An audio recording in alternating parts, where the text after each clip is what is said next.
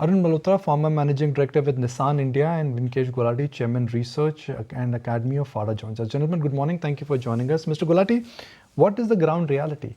Are discounts back? Is waiting over? Do you think this is no longer a seller's market, it is a buyer's market now? You have summed it well that this discussion. We have seen real good time post-COVID, the first round, and then 2 years of great period for car segment where the waitings were there. People were waiting for 6 months to a year for buying their car they wanted to. And no discounts were there, no schemes were there. Now all those things have been up past. And since April was the best month last what we have seen in the passenger vehicle market specifically. May, June, July, August also going on is not as compared to what is expected by the manufacturers. There is a growth in between year on year if I talk of May, June, July, but practically the kind of expectations these manufacturers have, the plant capacity which they have increased, those are not matching with the ground reality today. So they are making products at around 3.8 to 3.9 lakhs per month, whereas the market today is at around 3.2 to 3.5, which means every month there is a gap of 40-50,000 vehicles being added. And that is what FADA for the past 2-3 months has been trying to make into the market, that this is not the right size. But as you are aware, the OEMs have a different strategy, different viewpoint on that, and dealers have a different viewpoint. So yes, as of current, we dealers are sitting at a very huge inventory pileup. And obviously, it is clearly shown how OEMs have increased their schemes for the customers and how dealers are also giving excess discount. So you are right, from the buyer's market, from the seller's market, we are today at the buyer's market. What has changed, Mr. Gulati? Why suddenly, let's say I use an example of Mahindra and Mahindra. In the April con call, they said that the waiting period in some of their models is about 2 to 3 months. That 2 to 3 months became 2 to 3 weeks, and now it is 2 to 3 days, and now it is perhaps 2 to 3 hours. What has changed in 3 months so much? So I see 3 months, like April was the best of the month. So we were seeing good sales. And from April, the sales have dipped down. The market scenario is not very conducive towards the high production levels what they're seeing. Like you're talking of a specific Mahindra. Mahindra last year was doing some 32,000 production per month. Today, average, they are doing 42 plus. So obviously, they have increased their production every month, 10,000, which is helping us give vehicles faster. So waiting period going down. But the issue is what April on April, we saw good growth.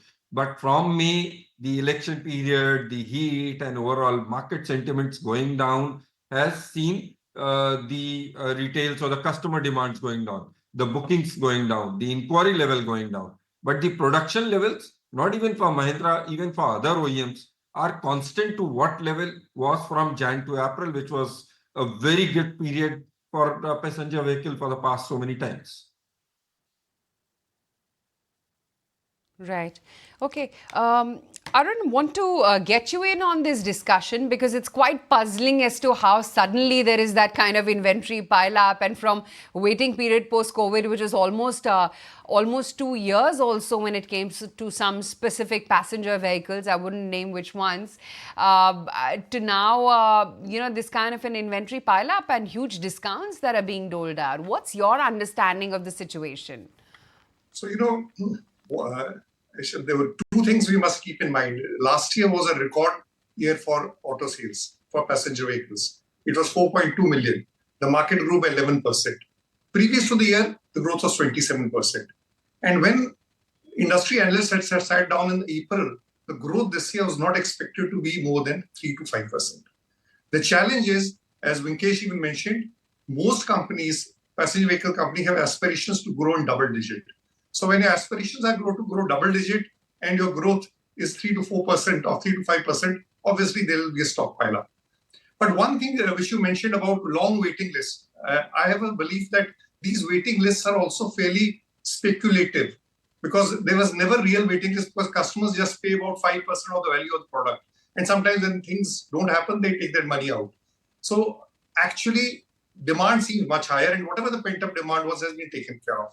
So now with the festival season around the corner and stocks being, Siam says the stocks are 4 to 5 weeks. Vinkesh mentioned they're 8 to 9 weeks. Let's take it 7 to 8 weeks is the stock. It's quite high, but festival season has started well in Kerala. So let's hope things improve and also companies rationalize their production, because you can't keep on producing at that pace when the market is going to grow by 4 to 5%. So, Mr. Malhotra, what about SUVs in specific? Because that's 55-60% of the market now. Do you see this inventory built up happening across the board, specifically in SUV or only in sedan? So this build-up is happening across segments now. First, it was that SUV had shorter waiting lists because they were waiting on models. They're happening across. Clearly, the entry-level models are under more pressure because entry-level vehicle prices have really gone up dramatically in the last 2-3 years. So clearly, it's across the board now. And SUV is a part of the industry now. And since it's a mainstream, it's happening everywhere. And all the products in SUV which seem to be on waiting list or were on waiting list now are readily available. So you see big ads with schemes in the market. Okay. Mr. Gulati, auto companies are still saying that, look, we are not giving discounts. This is pure extra benefits which we are passing on because raw material prices come down, semiconductor prices come down. So what we are doing is that we are not cutting prices. We are simply passing on the benefits which we were enjoying now. Is that true? Yes, it is true, but it's how you want to create a story behind what is happening in the market. We are all are aware if the market was good and the inventory wasn't piled up, no OEM would have come up and increased the schemes or reduced the price.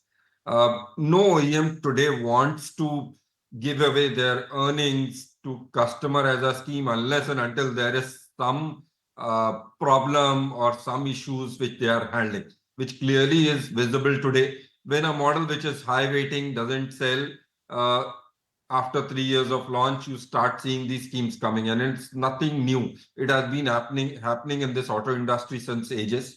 What is differentiated today is now, before 1 year, you would find one model with some not so good company doing that. Now, most of the companies are resorting to that to have a larger conversion or larger rotation and being in the market with high market share or high at least numbers of vehicle.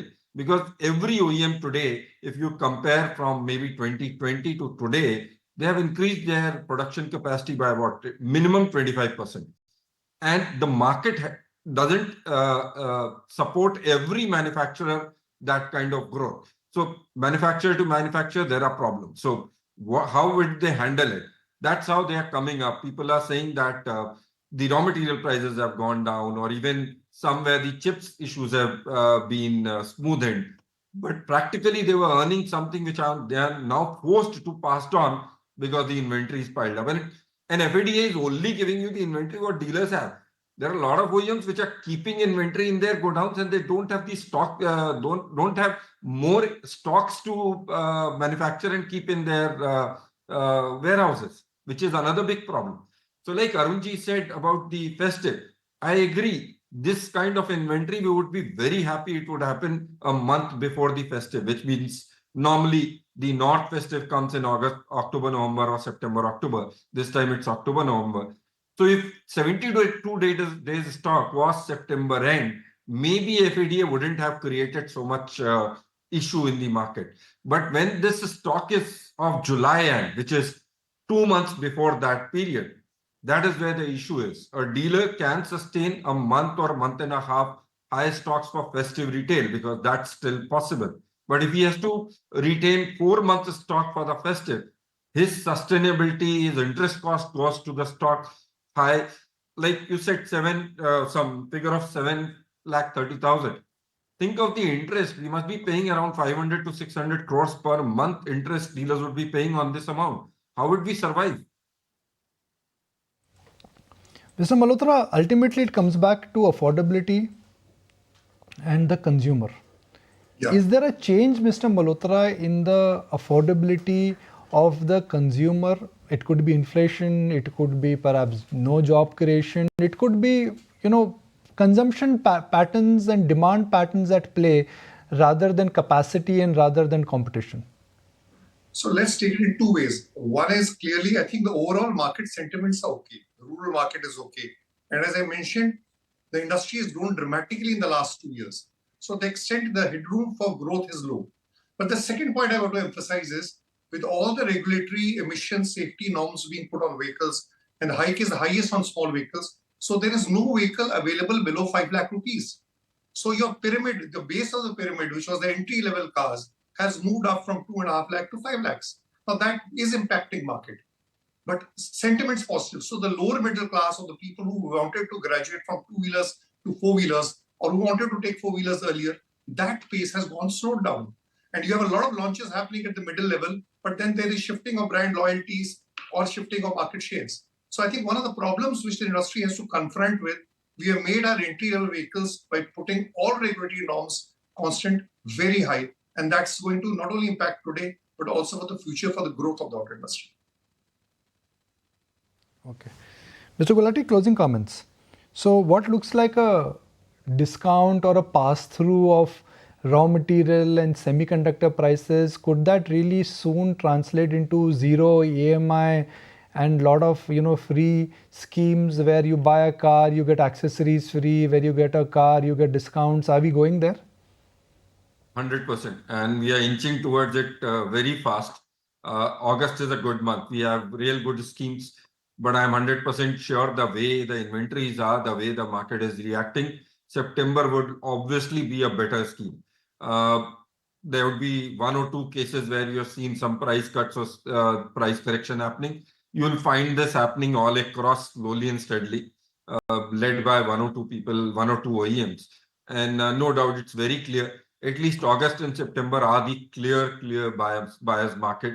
But we are all hoping that by October, because October we are seeing the Navratri and Dhanteras period in one single month, auto industry will again see the bigger boom and growth happening, double digit plus and all that. So maybe then the things will revive from the inventory front. But for the buyers, I feel this is the best time to buy a vehicle. Wrap, I'm just going to, look at getting one more question and anybody can take it. I'll throw this one up. EVs. Specifically, what is the trend for EVs? Because that's where the real rapid expansion has come from everyone. In the last 6 months, sales have really not grown. The penetration of EVs is 2.2%. You'll see more activity, more action happening in two-wheelers. Four-wheelers have a lot of announcements, projects, but that market size is fairly constant. 7.5 to 7.5 to 8,000 vehicles, and it's not grown dramatically. It can grow, but I don't think that will change the fortunes of the auto industry in the short or medium term. Okay, Vinkesh, great to have you on the show. Arun, thanks as always for taking the time out and joining in. Good to have you both. Here's keeping our fingers crossed that demand actually picks up and that inventory gets finally sold into as well for Motown and things begin to look up. If you like this video, then like, share and subscribe to ET Now.